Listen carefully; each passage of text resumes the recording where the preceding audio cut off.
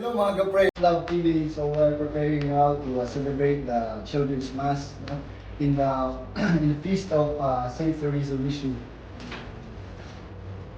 Okay. Here is Brother Peter.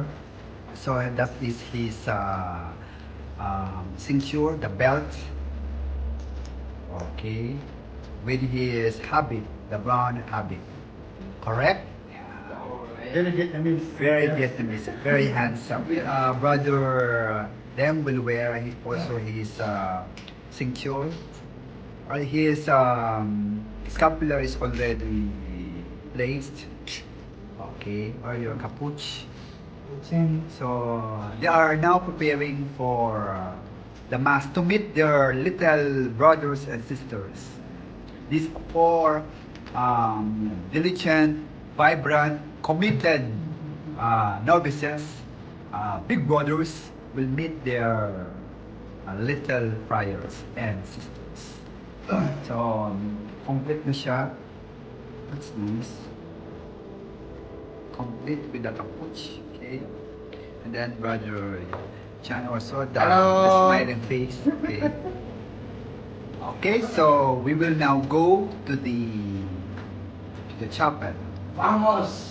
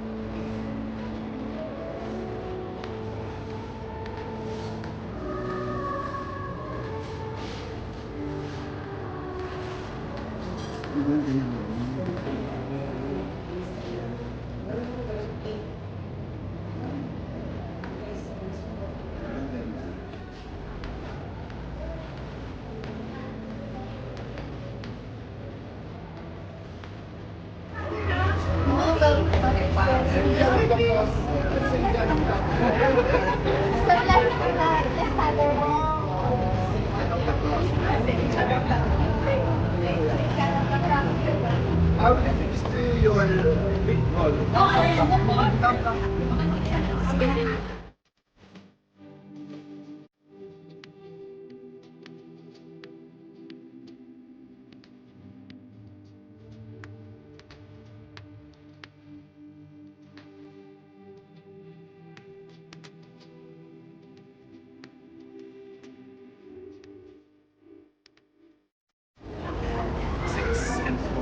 What is your name?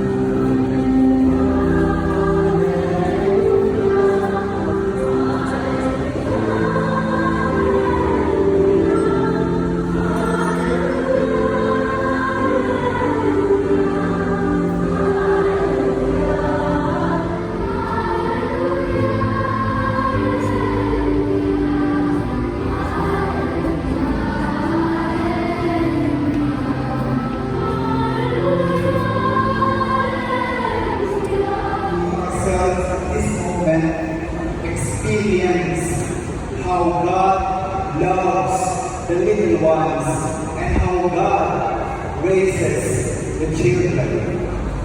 Who is the greatest in the kingdom of heaven? He called the child over, placed in the reeds and said, dito po sa ating very young ating Saint Therese. Makakaraling tayo dahil talaga naman, no? The greatest in the kingdom of God. Choir po natin ngayon, mga bata. Palakpakan po natin. Of course, mga kabataan din po, mga liligawas. Palakpakan din po natin.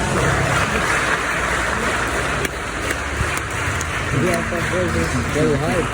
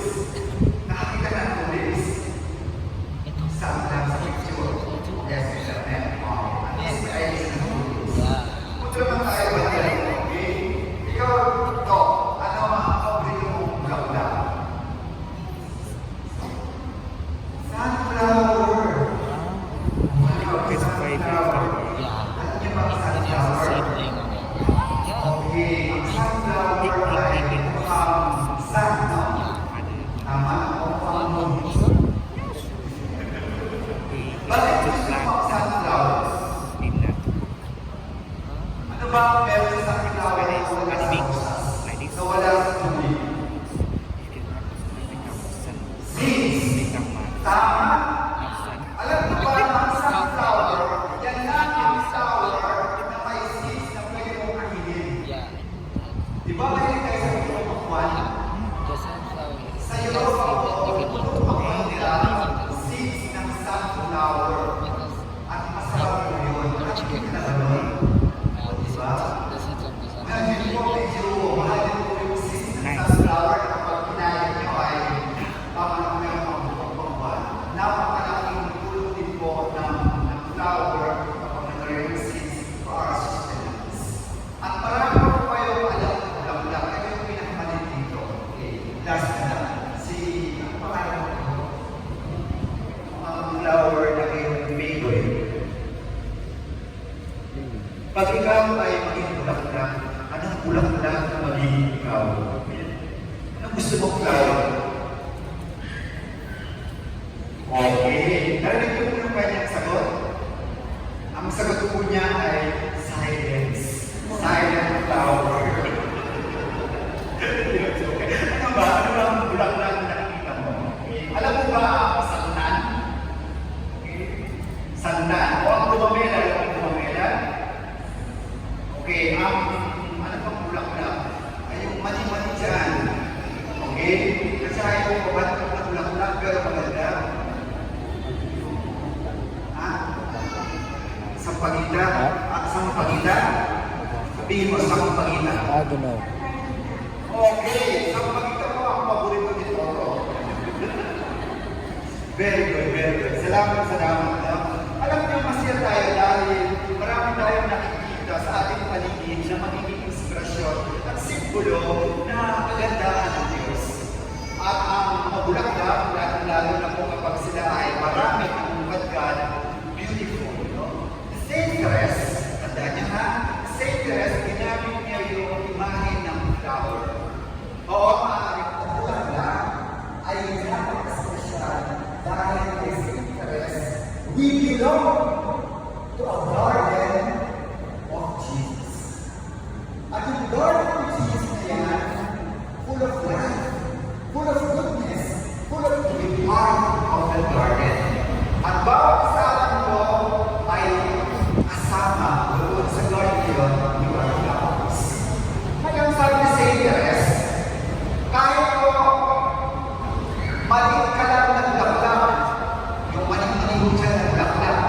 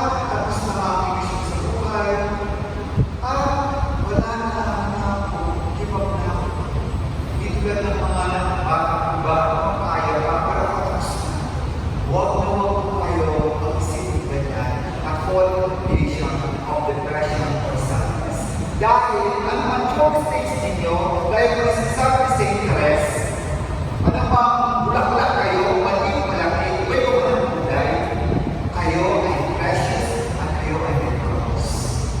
In the end, sana po tayo lahat ay maging bahagi ng isang buhay na colorful na garden, which is the garden of Jesus, na ma-experience natin ang buhay na ganap at buhay na masaya. Amen? Say for us, O child Jesus, pray for us. O little flower in the garden of Jesus, pray for us. Our dear little press, dear little Savior of the cross, we also offer the gifts for the Lord.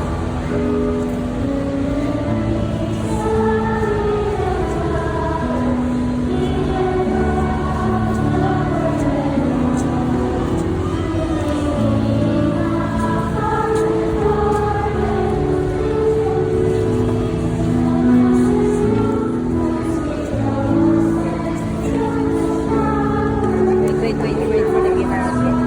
Watch your baby.